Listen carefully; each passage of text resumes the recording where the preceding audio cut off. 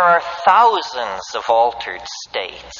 You know, we know them: orgasm, indigestion, 2 cappuccinos, where tequila takes you. So endless altered states. And I'm not really interested in them more or less than any of you are. I mean, they're part of life. But what I'm interested in as an experimentalist, as a connoisseur of nature, you know, somebody who loves fossils, butterflies, rainforests, that kind of thing, is this family of compounds called the indole hallucinogens. Indoles. And they cause hallucination. And some people say, you know, that I'm a fetishist about this, that who cares, or that there are other things besides hallucination. Yes, I know, maybe, and of course, but the reason I'm so fascinated by hallucinations is because, to my mind, when you're hallucinating, you have an absolutely clear proof that you are not generating this material. You know, it's not funny ideas. It's not racing thoughts. It's not insight into what your boyfriend really meant yesterday. That kind of thing we all can generate by just inspecting our own minds.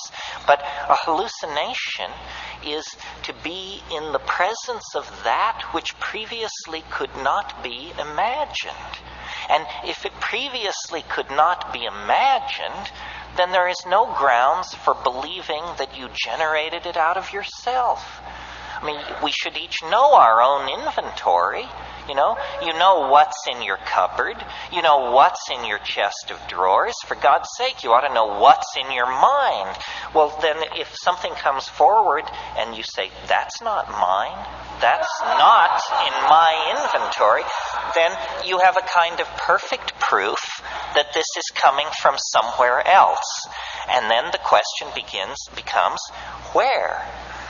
And we can set off into that. Opinions differ, and nobody has God's truth on it. A reductionist, somebody who didn't like these substances, would say, oh, well, it's just neurological chaos. It's just you've interrupted the normal functioning of good brain chemicals, and evil brain chemicals are now giving a sense of a chaos.